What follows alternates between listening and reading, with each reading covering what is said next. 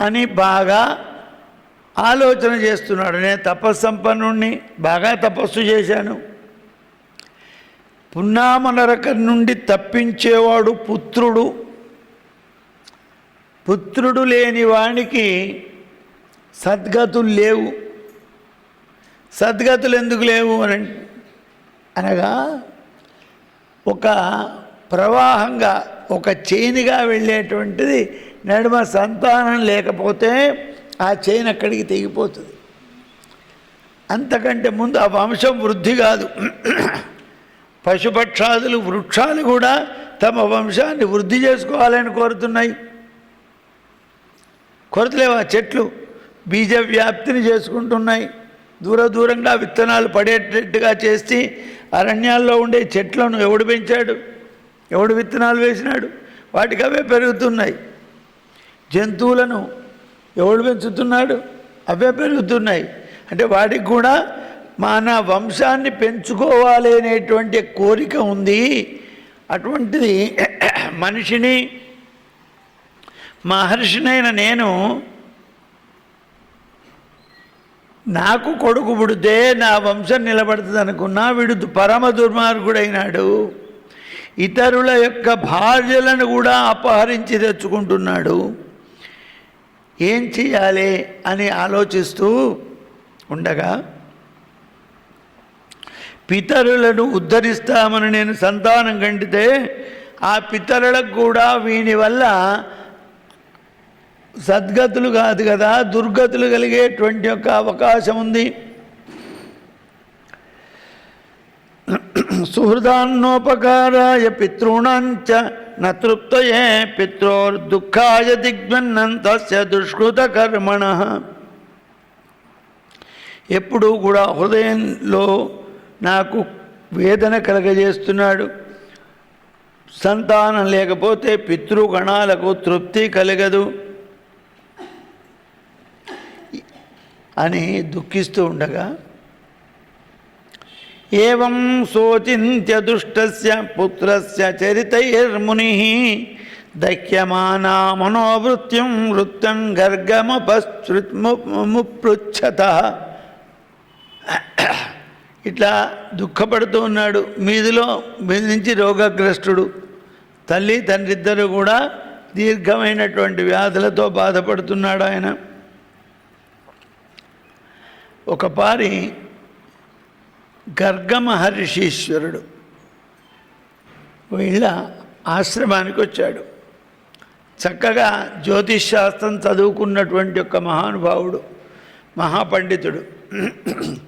భాగవతంలో గర్గాచార్యుడు అని నందుడు అంటాడు, ఊరకరారు మహాత్ములు దముల ఇండ్ల కడకు.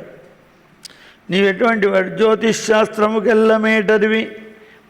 ఇప్పుడు జ్యోతిష్శాస్త్రంలో నిన్ను మించిన పండితుడు లేడయ్యా గర్గాచార్య.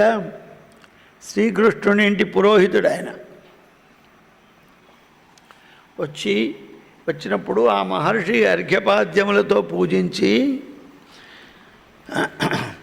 సువ్రతేన పురాణేద గృహీతాన్ విధిమన్మయ సమాన్యవేన్నిధివత్ కృపతో దార పరిగ్రహ సదారేణ క్రియాకార్య శ్రౌతస్మార్తాం వషట్క్రియాః నమే న్యూనాకృత కాశ్చిదాప్యద్యది మహామునే.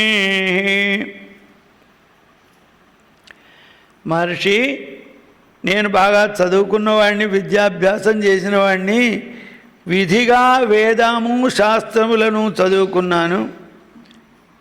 ఇక రుణత్రయ విముక్తుని కావాలి అని పెళ్లి చేసుకున్నాడు, భార్యను పరిగ్రహించినాను. అట్లాగే ఇక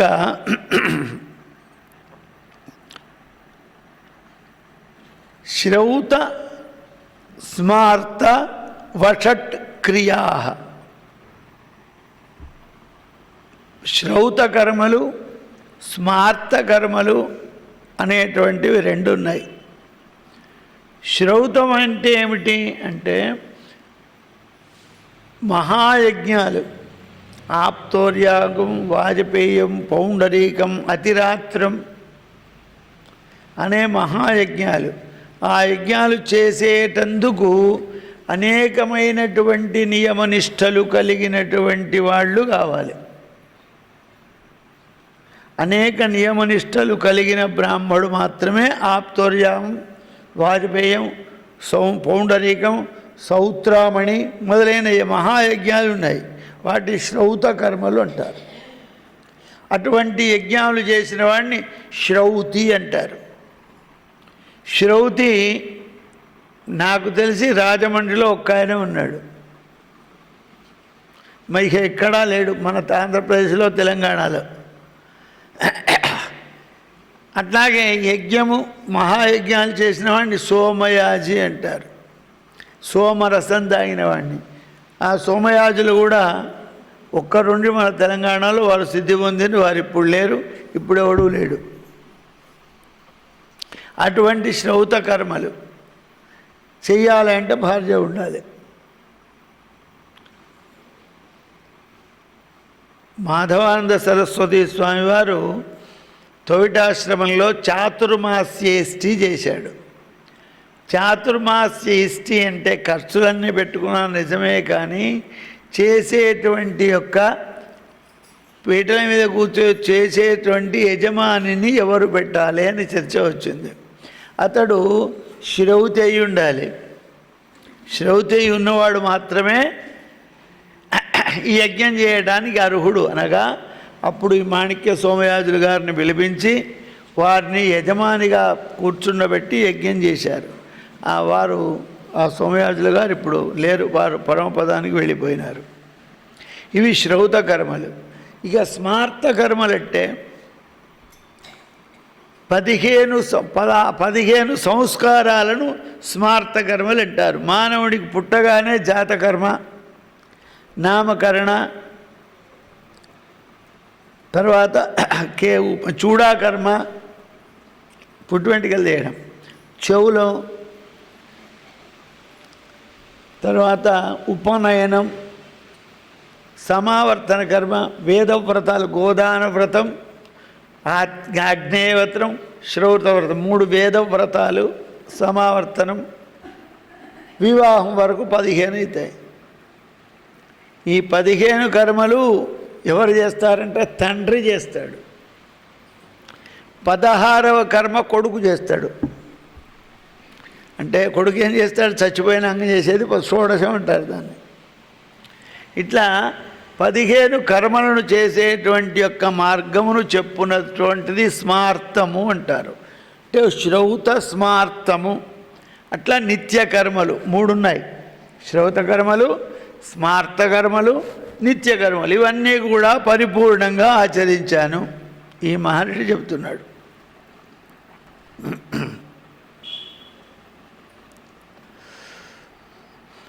ఋతవాకుడు అన్నాడు, అనేకమైనటువంటి సద్వ్రతములను చెప్పాను చేసి స్వధాకారములతో పితృదేవతలను, స్వాహాకారంతో దేవతలను. స్వాహ అన్నప్పుడు ఆహుతి వేస్తే అది ఏ దేవతకైతే ఉద్దేశించి మనం ఆహుతిస్తున్నామో ఆ దేవతకు చేరుతుంది. స్వధా అని ఏ పితృదేవతలను ఉద్దేశించి మనం ఆ అగ్నిహోత్రంలో సమర్పిస్తున్నామో అది ఆ పితృగణములకు వెళుతుంది. ఇంకొకటి ఉన్నది వౌషట్. వౌషట్ అనేటువంటి యొక్క మంత్రంతో చేసినటువంటిది దేవతాగణాల్లో కొంతమంది ఉంటారు. ఈ స్వధాకారాన్ని, స్వాహాకారాన్ని కూడా స్వీకరించని వాళ్ళు ఎవరైతే ఉన్నారో వాళ్లకు వౌషట్ అంతేన జుహూయాత్ అని స్వాహాకారం ఉండదు.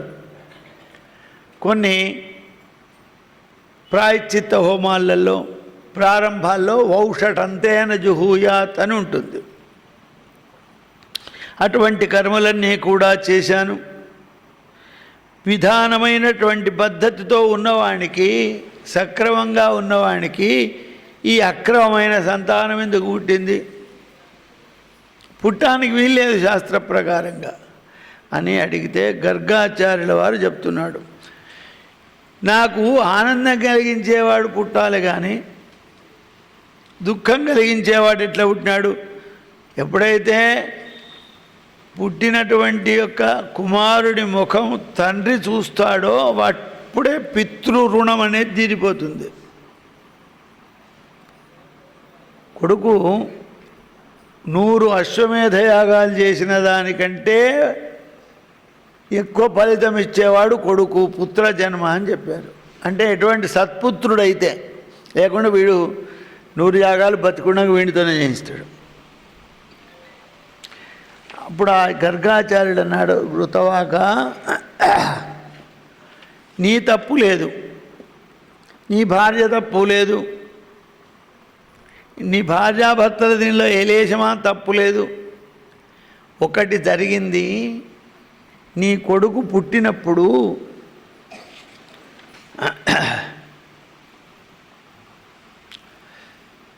జాత్యంతే మునిశ్రేష్ఠ జాతోయం తనయస్తవ దుఃఖాయతే దుష్టకాలే యత్మాజ్జాయత నతేపి చాలో నైవాస్య మాతుర్నాయం కులస్య చ తస్య దౌశీలసేతుత్వం రేవత్యంతముపాగతం. రేవతి నక్షత్రం వెళ్ళిపోయే సమయంలో చివరి పాదంలో వీడు జన్మించినాడు. వీడు జన్మించినటువంటి సమయంలో రేవతి నక్షత్రం చివరి పాదం ఉంది. దాని ప్రభావంతో వీడు దుష్టుడైనాడు అని గర్గాచార్యుల వారు చెప్పాడు. వెంటనే ఆ ఋతవాకుడికి కోపం వచ్చింది. ఇన్ని యజ్ఞాలు చేసి, ఇంత తపస్సు చేసి, ఇంత పుణ్యం సంపాదించి పుట్టినటువంటి కొడుకుకు పతనమవటానికి రేవతి నక్షత్రం కారణమైందా అని భావించి యస్మాస్మమైక పుత్రస్య రేవత్యంత సముద్భవం దౌశీలమేతత్సాంతస్మాత్ పతతి మాతురేవతి.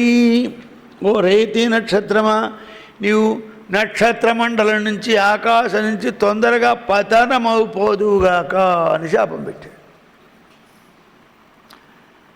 అందుకే ఇప్పటికి కూడా రేవతి 4వ పాదంలో, అశ్విని 1వ పాదంలో పుట్టినటువంటి వానికి రేవతి అశ్వర్యోర్ మధ్య, ఎవరు రేవతి అశ్విని, రేవతి 4వ పాదం, అశ్విని 1వ పాదంలో జన్మించినటువంటి వాళ్లకు విధానాన్ని అనుసరించి శాంతి క్రియలు జరపాలి అని మనకు ధర్మశాస్త్రాలు చెబుతున్నాయి.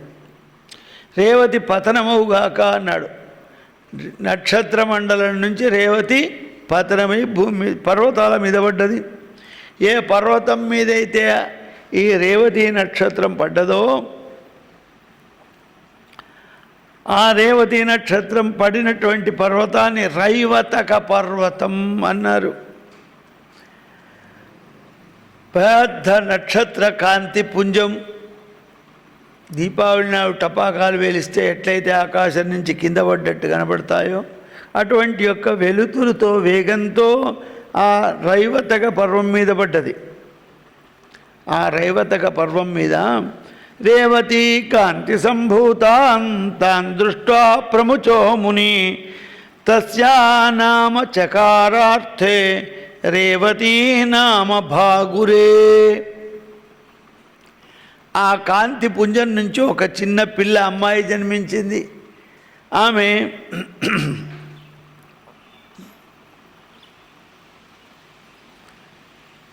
అప్పుడు ప్రముచుడు అనేటువంటి మహర్షి అక్కడ ఆశ్రమంలో తపస్సు చేస్తున్నాడు. ఈ ప్రముచుడు అనేటువంటి మహర్షి ఈ చిన్న పిల్లగా ఉన్నటువంటి రేవతిని చూచాడు. దానికి రేవత పర్వతం మీద రేవతి కాంతిలో పుట్టినాడు గనుక అమ్మాయికి రేవతి అనే పేరు పెట్టారు. స్పోషయామాస చైవేతాం స్వాశ్రమాభ్యాస సంభవాన్ ప్రముచ సమాభా మహాభాగ తస్మిన్నేవ మహాచలే.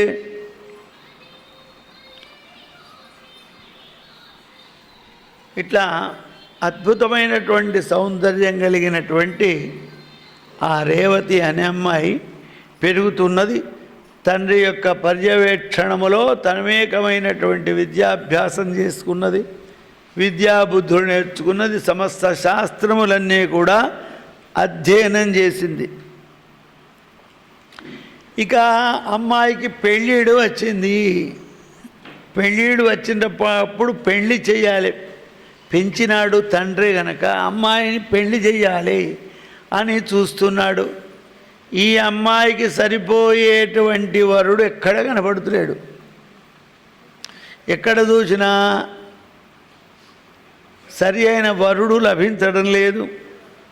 చూచి చూచి చూచి ఆ ప్రముచి అనేటువంటి మహర్షికి ఏం చేయాలనో తోచలే. అమ్మాయి పెరిగిపోతుంది, పెళ్ళి కావాలి, సరి అయినటువంటి వరుడు లభించాలి, సరి అయినటువంటి వరునికే పిల్లనివ్వాలి. కానీ దుర్మార్గునికి, దుష్టునికి, పతితునికి, ధర్మబుద్ధి లేనివానికి పిల్లనిస్తే అది ఇంకొక పాపానికి దారి చేస్తుంది అని వరుణ్ణి వెతుకుతూ ఎవ్వరూ దొరకకపోయే వరకు ఆలోచించి, ఇంతకాలం నా ఇంట్లోనే అగ్నిహోత్రుడు ఉన్నాడు కదా, మరి అగ్నిహోత్రుడిని అడుగుతా, ఆయన సర్వవ్యాపకుడు అని ఆ హోమశాలకు వెళ్ళి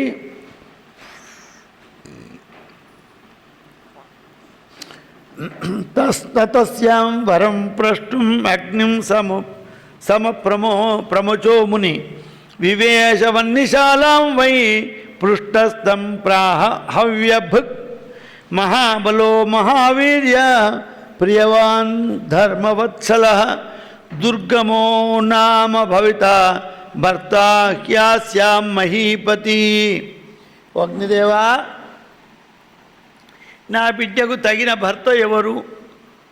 ఆ భర్త ఎవరో ఇదివరకే పుట్టి పెరిగే ఉన్నాడు, ఇప్పుడు కొత్తగా పుట్టవలసిన అవసరం లేదు. కానీ ఎవరికి ఇస్తే నా బిడ్డ సుఖపడుతుంది చెప్పమన్నాడు. అప్పుడు అగ్నిహోత్రుడు చెప్పాడు, ఓ ప్రముచి, దుర్గముడనేటువంటి మహారాజు గారు ఉన్నాడు. అతడు ఎటువంటి వాడు? ప్రియవాది, అందరికీ ప్రేమ కలిగేటువంటి వాడు, అందరినీ ప్రేమగా చూచేటువంటి వాడు, సత్యవ్రతుడు, మహాబల సంపన్నుడు, వినయం కలిగినవాడు, బాగా చదువుకున్నవాడు, భర్త భవితా భర్త హాస్య మహీపతి. ఆ మహారాజు ఈ అమ్మాయికి భర్త అవుతాడు అని అగ్నిహోత్రుడు చెప్పాడు. అనంతరశ్చ మృగయా ప్రసంగేనాగతో మునే తస్యాశ్రమవదం ధీమాన్ దుర్గమస్థ నరాధిప. ఈ దుర్గముడనే మహారాజు స్వయంభువ మను వంశంలో జన్మించినాడు, రాజ్య పరిపాలన చేస్తున్నాడు. ఈ యొక్క స్వయంభూమను యొక్క పెద్ద కొడుకైన ప్రియవ్రత మహారాజు గారి యొక్క సంతానంలోని వాడు. పరాక్రమవంతుడు ఆయన.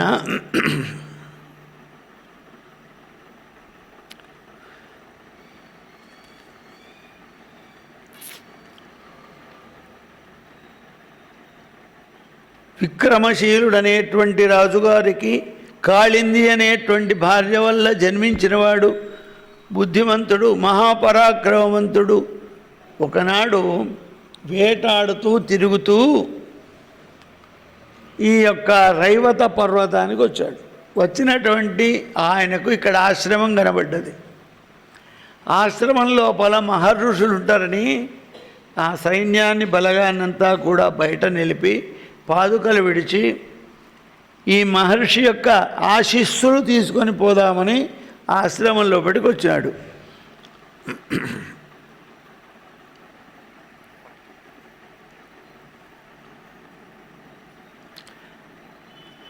అగ్నిశాలాంగతో విప్ర స్తచ్చుత్వా తస్య భాషితం ప్రియేత్వా మంత్రణాన్ చైవ నిశ్చకామత్వరాన్విత. అప్పుడు ఈ ప్రముచి అనేటువంటి మహర్షి హోమశాలలో ఉన్నాడు. హోమశాలలో హోమాలు ముగించుకొని వస్తున్నాడు. ఇక్కడ ఈ యొక్క రేవతి అనే అమ్మాయి కనపడ్డది. అప్పుడు అనుకోకుండా ఆమెను ప్రియేత్వాం మంత్రణం చేయవ నిశ్చకామ త్వరాన్విత, ఓ ప్రియా మహర్షి ఎటు పోయిండు అని అడిగాడు.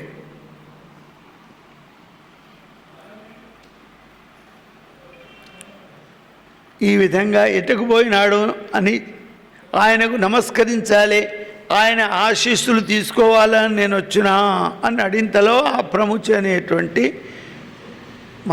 మహర్షి వచ్చినాడు. సదర్శ మహాత్మానం రాజానం దుర్గమం మునిం నరేంద్ర చిన్న సైతం ప్రశయా వనతం పురః.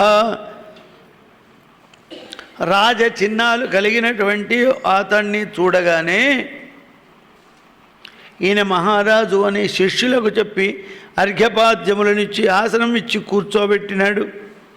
ఆ కూర్చున్నటువంటి మహారాజు ఈ ప్రముచికి నమస్కారం చేశాడు.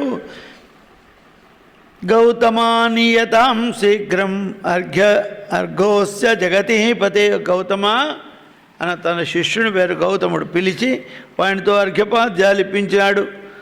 ఈయనకు అర్ఘ్యపాద్యాలు ఇవ్వాలి మహారాజు. అంతేకాదు జామాతాచ విశేషేణ యో అర్ఘ్యో అర్ఘ్య సంతో మమ, మళ్ళీ నాకు అల్లుడు, అందుకోసం అర్ఘ్యం ఇవ్వాలి అన్నాడు. ఈయన ఆశీస్సులు తీసుకోవాలని వస్తేనేమో అల్లుడు అంటున్నాడు అనుకున్నాడు మహారాజు. తత స చింతయామాస రాజా జామాతృకారణం వివేద చ తన్మినౌ జాగృహే అర్ఘ తన్నృప. మహాత్మా అర్ఘ్యం ఇచ్చినావు, మరి జామాత అని పిలుస్తున్నావు, కారణం ఏమిటి అడిగితే ఆయన ఏమంటాడు మహర్షి అని. మహర్షులతో ఎక్కువ మాట్లాడితే ఏమైనా శాపం పెడితే తప్పైతే ఎందుకు వచ్చిన వాడు చెప్పింది వింటే అయిపోతుంది కదా అని సప్పుడే కూర్చున్నాడు, మౌనంగా ఉన్నాడు.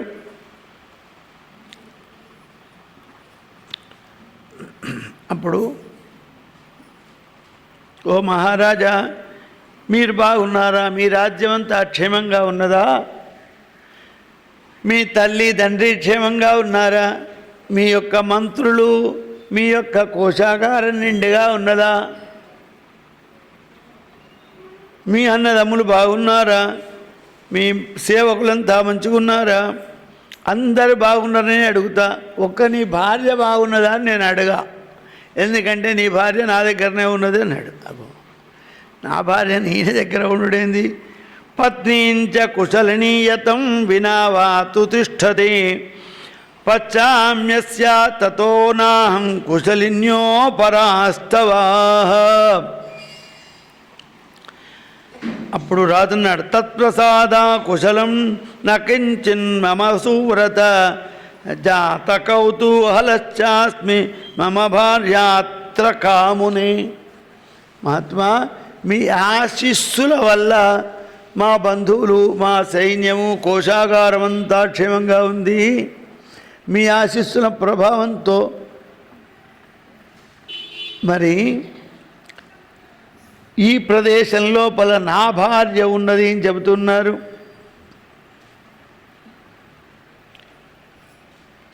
అప్పుడు రాజు అన్నాడు, ఋషి అన్నాడు, రేవతి సుమహాభాగ త్రైలోక్యస్యాపి సుందరి తవ భార్యావరోరోహ తాంత్వం రాజేన్నవేప్సితం. రాజా, రేవతి అనే అమ్మాయి ఈ మూడు లోకంలో అంత సుందరమైనటువంటి అంత అందమైనటువంటి స్త్రీ లేదు, ఆమె నీ భార్యనే కదా అంటే ఈ దుర్గముడు అన్నారు, మహాత్మా రాజా నా యొక్క భార్య సుభద్ర, శాంత, కావేరి, సురాష్ట్ర, సుజాత, కదంబ, వరుధ, విరూప, నందిని అనేటువంటి భార్యలు నాకున్నది ఇదివరకే. మళ్ళీ మీరంటున్నారు నాకు అర్థం కావడం లేదు.